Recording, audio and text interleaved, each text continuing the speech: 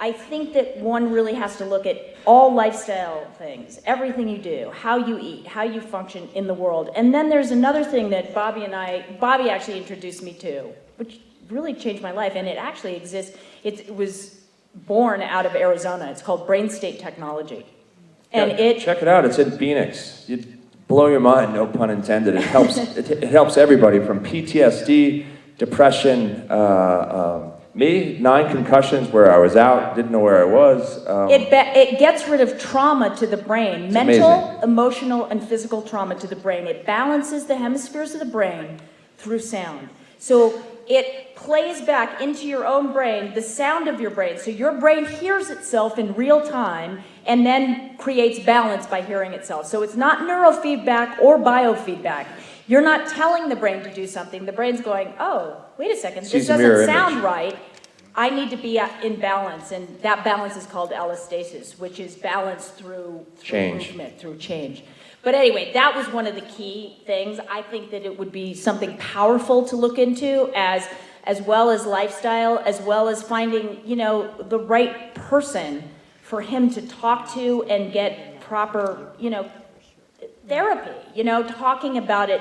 Here's what it breaks my heart about when I see the part about Muffet. I love Muffet so much. She's such an open, loving, super spirit, and people that know her, and Mike Byers, you know her, she's wonderful. She's a wonderful human being.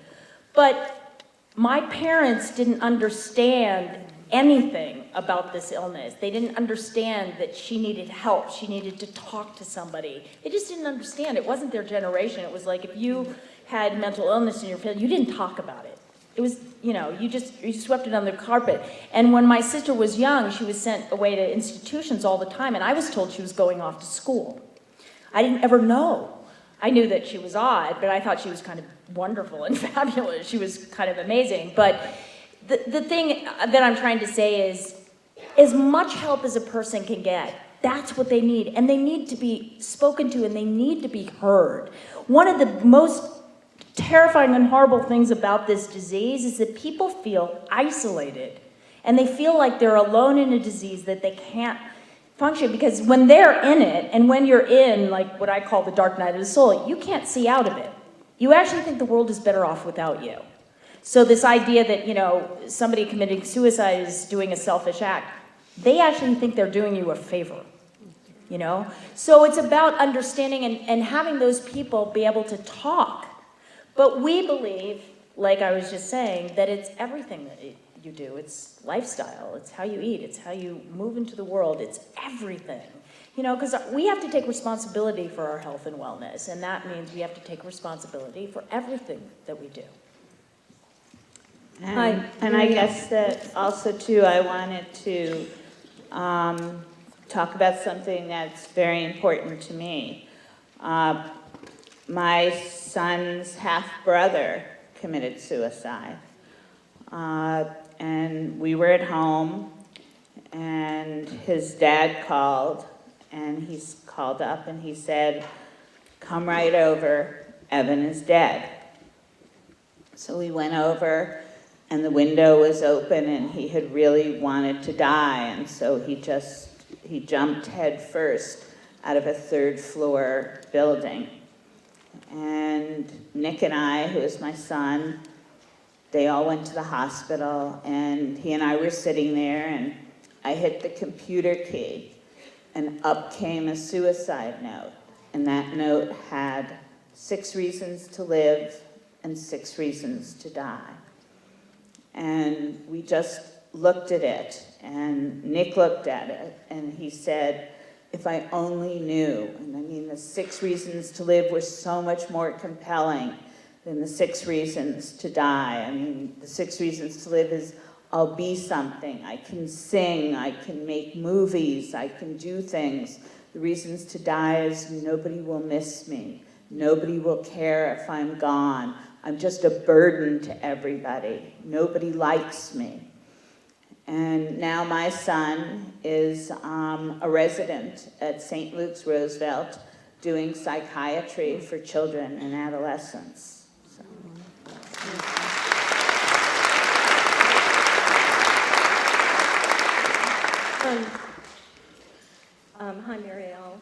Bobby, Barbara. Thank you for coming.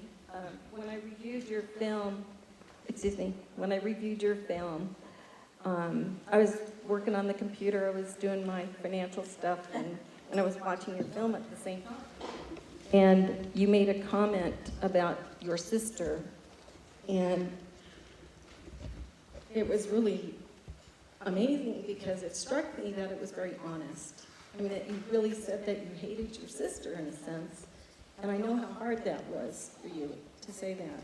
I mean, your story is kind of a lot like not just mental illness, but it's also about, you know, sibling rivalry and just the dynamics between the oldest and the youngest and being in the middle and how the parents are treating each and every one of you.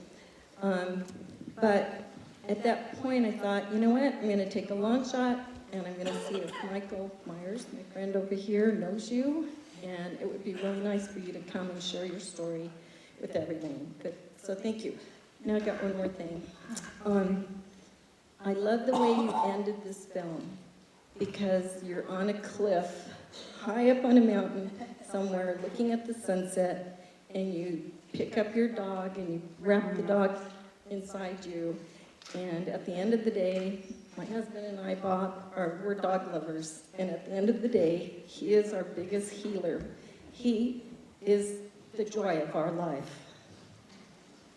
So thanks.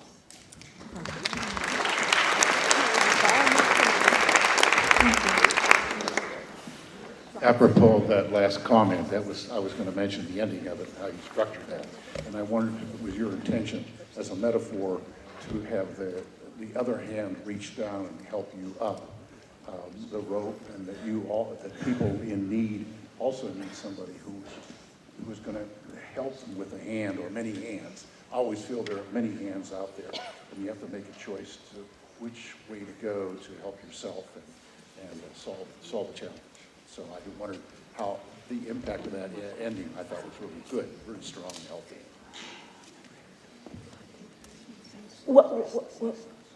What was the question? I'm sorry. Oh, it was just a comment. Okay, thank you. I thought, I'm sorry. I missed the last part. Just wanted to make sure I wasn't not answering it. Was the rope a metaphor for getting help? The rope? Yeah. Yeah. Oh, yeah. Actually, it was me. She was saying, "Which way do you climb?" I said, "Up." That wasn't in the movie. Where do I go? Up. It's always up. You get there when you go up. She was still mad at me, by the way, when she was on the wall. Well, that lasted a while. No, but being on the wall, there's a lot of trust. And she wouldn't have gone on that wall if she didn't trust you, because you're holding her and helping her. It's great that you say that, because I use that as a metaphor of why we're together. Because she wants to get married all the time. I said, we are married. We go climbing in Yosemite Valley. We're up 1,000 feet off the deck. My life's in your hands. Your life's in my hands. Foreign country. That's big. Come on. Go with that. And then I say, how did the last marriage work out? She just looks at me. So I'm good right now. Too much information, guy.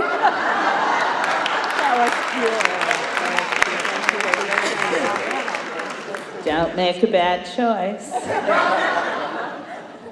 I was wondering how your daughters reacted to the movie. Actually, my daughters have been amazing about this time period of making the film and kind of going through of it coming out and getting, you know, notoriety and a lot of press for it. They've been extraordinary. Laylee she really transformed.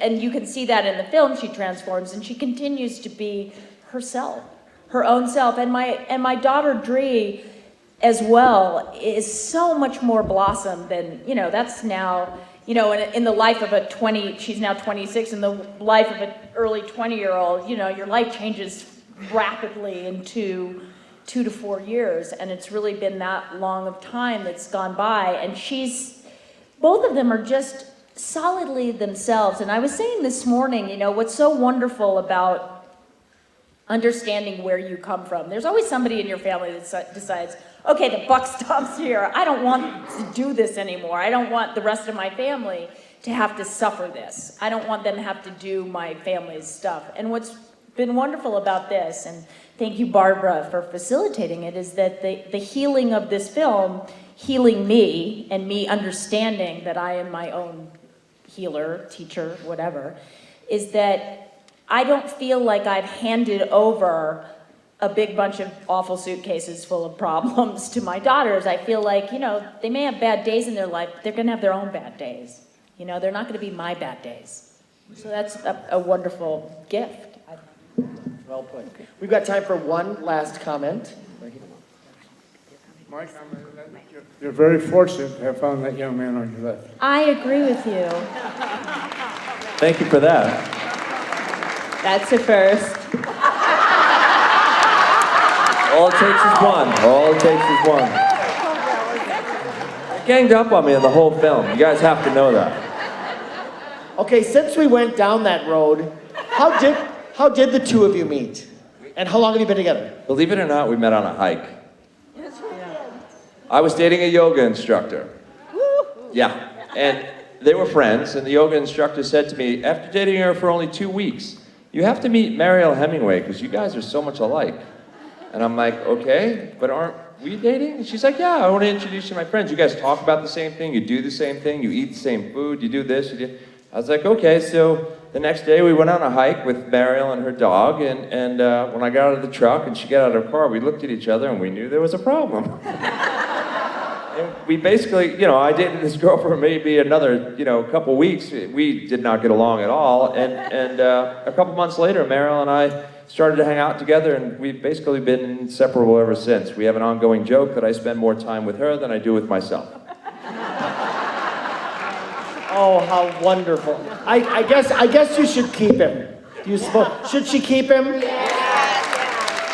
You're a lucky man, Bobby. You're a lucky man.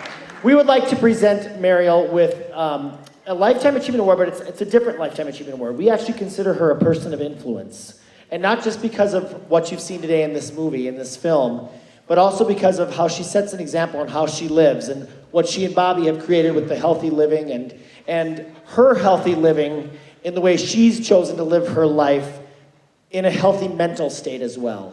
So we would like to very proudly present our 2014 Lifetime Achievement Person of Influence Award to Muriel Hemingway in recognition of your dedication to influencing the world through your passionate teachings, in honor of your outstanding commitment to inspiring balance, joy, and meaning through purposeful living, and in appreciation of your devotion and humanitarian work and your determination to make this world a better place.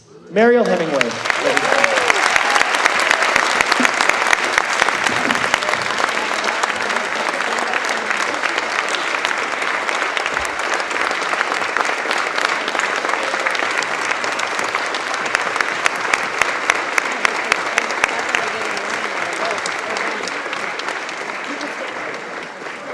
Thank you, Barbara. Thank you, Muriel. Thank you, Bobby. And thank you all for staying around. Appreciate it.